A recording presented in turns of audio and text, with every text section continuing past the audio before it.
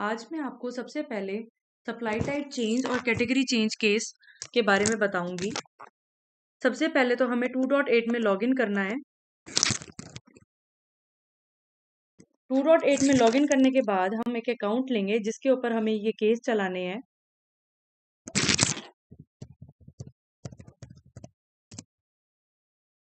और account login करने के बाद हमें सबसे पहले उसका सर्विस एग्रीमेंट चेक करना रहता है।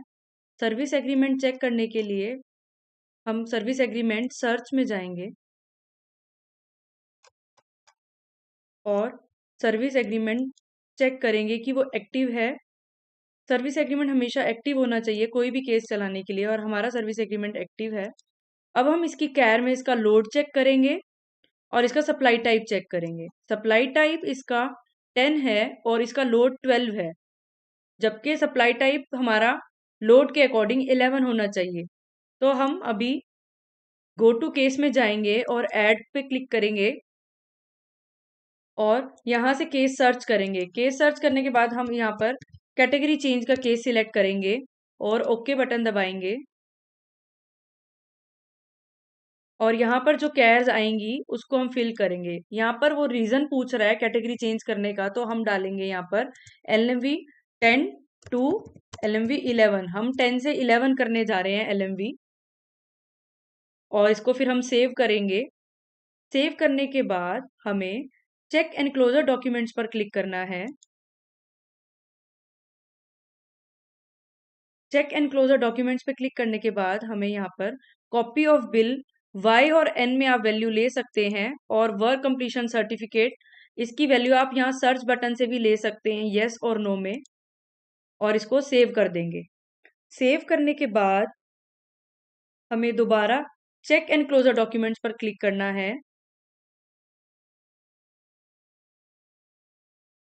इसके बाद हमें अपडेट सप्लाई टाइप कोड इस ऑप्शन को सिलेक्ट करना है, क्योंकि हम इसका सप्लाई टाइप भी चेंज करेंगे, तो उसके साथ साथ हम इसकी कैटेगरी भी चेंज कर जाएंगे।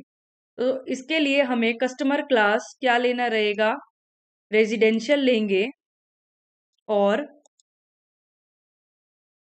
इसकी लोकेशन हम देखेंगे कि ये अर्बन है क्या रूरल, उसके अकॉर्डिंग हम ये लेंगे।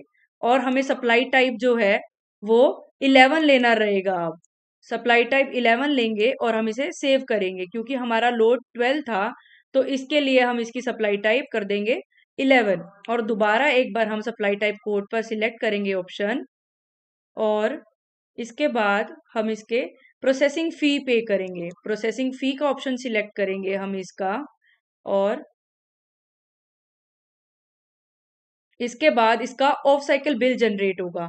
ऑफ साइकिल बिल जनरेट करने के लिए एक हमारे पास विंडो ओपन होगा जहां पर हम इसका ऑफ साइकिल बिल बनाएंगे। यहां से हमें इसका ऑफ साइकिल बिल का ऑप्शन चूज करना है और ओके बटन दबाना है। इसके बाद हम एडजस्टमेंट में जाएंगे और इसकी वैल्यू सिलेक्ट करेंगे।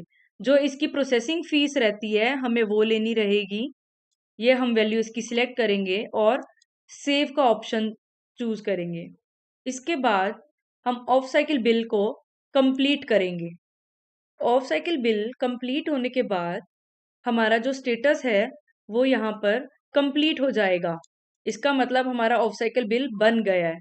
अब हम ऑफ साइकिल बिल बनने के बाद इसकी पेमेंट करने के लिए जाएंगे, फाइनेंशियल से जाएंगे और पेमेंट इवेंट में जाएंगे। यहाँ पर हमें इसकी अकाउंट आईडी डालनी है और इसकी वैल्यू आएगी, पेमेंट अमाउंट आ जाएगी हमारे पास। ये 118 रुपये, जो हमने 100 रुपये प्रोसेसिंग फीस लिया था उसके ऊपर 18% हमारा GST लगता है। और हम ये 118 वैल्यू यहाँ पर भी डालेंगे, अमाउंट डालेंगे और इसको सेव कर देंगे। 118 रुपये की पेमेंट होगी, यहाँ पे हमारी पेमेंट हो गई है। और अब हम इसे क्लोज करेंगे। वापस से हम केस पर जाएंगे और उसके बाद हमें इसका technical field review option select करना है। Technical field review option select करेंगे और उसके बाद ये फिर से एक और प्रोसेसिंग फीस बोल रहा है। एक बार फिर से ऑफ साइकिल बिल बनाएंगे और एडजस्टमेंट में जाएंगे। हम इसकी एक और बार प्रोसेसिंग फीस ये सिलेक्ट करेंगे और सेव करेंगे। फिर से इसको हमें ऑफ साइकिल बिल को कंप्लीट करना है। ऑफ साइकिल बिल कंप्लीट करने के बाद हम फिर से एक बार इसकी फाइनेंशियल से जाकर पेमेंट करने जाएंगे।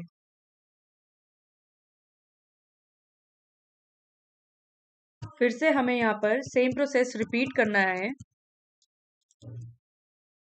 कभी कभी हमें किसी और प्रोसेस का भी पेमेंट करना रहता है, अदरवाइज हमें एक बार भी ऑफ साइकिल बिल जनरेट करना रहता है। इसकी ये पेमेंट हो गई है। दोबारा हिस्ट्री से जाएंगे हम, केस में गए हम फिर से, और अब हम टेक्निकल फील्ड रिव्यू ऑप्शन को सिलेक्ट करेंगे। अब हमने technical field review option select किया तो हमारे पास ऑप्शन आया कैटेगरी चेंज अप्रूव्ड। हम कैटेगरी चेंज अप्रूव करेंगे। अगर किसी कारण से हमसे गलती से केस जनरेट हो गया है तो कैटेगरी चेंज नॉट अप्रूव्ड का ऑप्शन भी सिलेक्ट करेंगे। अब आया ऑफ साइकिल बिल जनरेशन। अब ये ऑफ साइकिल बिल जनरेट हो जाएगा। पेमेंट पेंडिंग एस्टिमेट अमाउंट पर क्लिक करेंगे।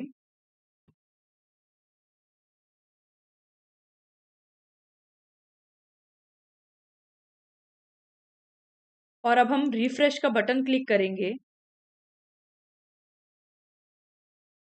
अब इसमें हमें ये बुक नंबर डालने के लिए बोल रहा है। हम अकाउंट में जाएंगे और इसके लिए यहाँ से हम इसका बुक नंबर कॉपी करेंगे। ये हमने बुक नंबर कॉपी किया। वापस से केस पे गए और हम इसे एडिट करेंगे। एडिट करके हमें इसमें एक कैर ऐड करनी रहेगी जो कि होगी बुक नंबर की कैर। हम यहाँ से प्लस पर क्लिक करेंगे और बुक नंबर का ऑप्शन सिलेक्ट करेंगे और जो बुक नंबर हमने कॉपी किया वो यहाँ पर पेस्ट करेंगे।